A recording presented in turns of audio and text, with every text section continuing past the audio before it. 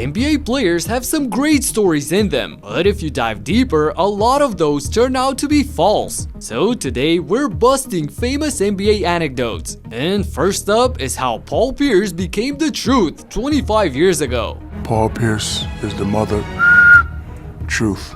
He told him that I was the bleep, bleep, bleep truth. I knew the kid can play, but I didn't know he can play like that. Don't take anything out of it. Paul Pierce is the truth. I was like, this guy's the truth because what he's doing is not a lie. But nowadays, Paul is telling only half the truth, so we have to dive deeper to understand why. In 2001, the Celtics were in the Staples Center to face the eternal rivals, the Lakers. The purple and gold were coming off of their first championship, while Boston, led by the young duo of Paul Pierce and Antoine Walker, wasn't that good to say the least. But P-Double, like everyone used to call him at the time, a California native by the way, came out ready to put on a show. Paul Pierce. Pierce is a very fluid basketball player. Stops off the dribble. Another 20-footer, that's good.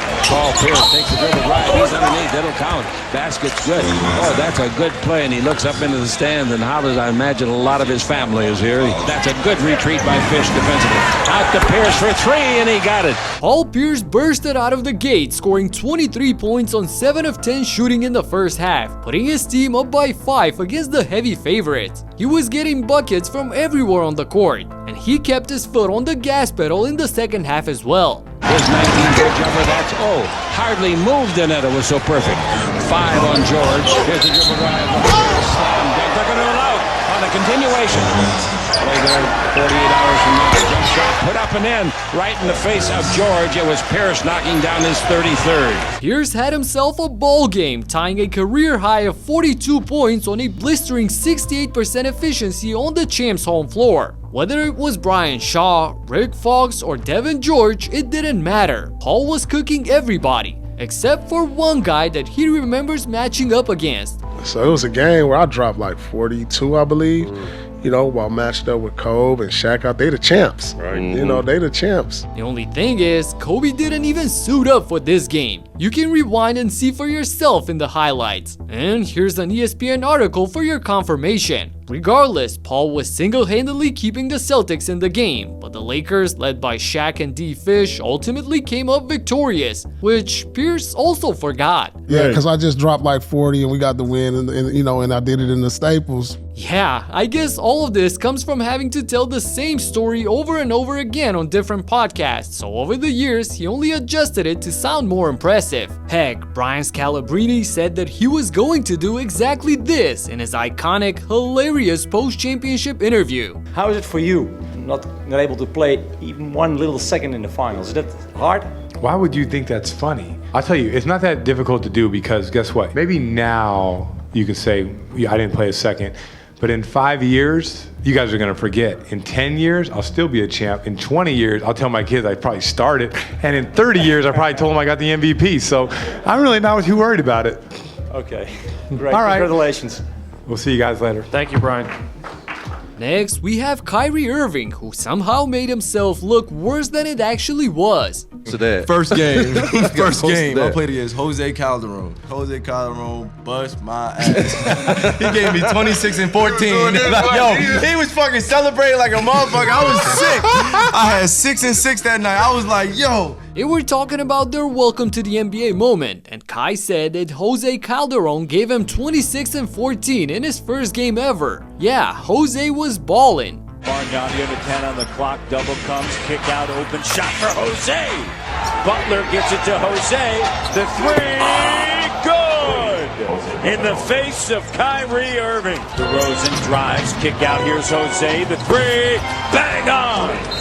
Good recognition right there. Jose was cash money with these shots. And speaking of that, you may be entitled to a potential recovery of over $1,000. Here's why. Recently, a jury ordered Meta and YouTube to pay millions of dollars for their role in designing and promoting addictive platforms. They knew their apps can contribute to anxiety, depression, and body image issues, but did not share those risks while prioritizing profits. The recent history verdict underscores the consequences of those decisions. Now, Morgan & Morgan is stepping up to hold these platforms accountable for the harm they caused. Click the link in the description to take a short quiz. You may be entitled to a potential recovery of over $1,000. Calderon had a great game for his standards, while Irving struggled to hit anything, shooting just 2 for 12 from the field for 6 points total. But Jose's stat line wasn't that spectacular like Kyrie presented it on the podcast. He finished with 15 points and 11 assists in the comfortable win over the Cavs. That's like 11 points and 3 assists less of what he said. I really don't get the need to exaggerate stuff. Kyle Kuzma wasn't exaggerating though when he said this. We had the best summer league team of all time. We had 8 rotation NBA players. It was me, Lonzo, Brandon Ingram, Josh Hart, Zubac, Thomas Bryant, Caruso. Matt Thomas played in the league for 4 or 5 years. We were loaded. And then every game, we sold out Thomas and Mack every game. Like, it was a movie. Now that's a stacked roster for a summer league team. They were flying up and down the court, replicating Showtime in Las Vegas. Lonzo won the award for best player of the tournament, while Kuzma got the MVP of the championship game. And from today's perspective, considering what they've become and accomplished as NBA players, the case is strong that they might be the best summer league team ever. But then Gilbert Arenas showed up to deny it. Brother, you just don't know the ass whoopings that was taking place at the Pyramid. Me, Jason Richardson, Troy Murphy, we just drafted Dunleavy. Oh yeah, Long Beach was about to be our beach until we came across a team. The team that was in Summer League started that season in the NBA. It was them goddamn knuckleheads that had Darius Miles, Quentin Richardson, Keon Doolin, Lamar Odom, Corey Maggette, Elton fucking Brand, all on one team, and they were starters in the NBA. Imagine being as good as we were, losing by 50. They beat the dog shit out of us. So yeah, they will be the best. First of all, Mike Dunleavy was drafted in 2002, and in this ESPN article about the summer league that took place that year at the Pyramid in Long Beach, we can see the Warriors squad that Gil talked about, but the Clippers roster is totally different. Only Quentin Richardson is on here. However, in 2001, the Warriors with Arenas, Jay Rich, and Troy Murphy did play against the Clippers at the Pyramid, but on the opposite side, the most likely outcome is that only Darius Miles, Quentin Richardson, and Keon Doolin played. And why am I saying that? First, in a couple of ESPN articles from that time, it is stated that Lamar Odom is in street clothes, or that he's set to play by the end of Summer League in August. Second, there's not a single piece of evidence that Corey Maggette appeared in that Summer League. Also, he already had 2 full seasons behind him. And third, Elton Brand was just traded to the Clippers on draft day in June of 2001. Heck, he won a Rookie of the Year in '99 and was a certified 20-10 guy for 2 years in Chicago.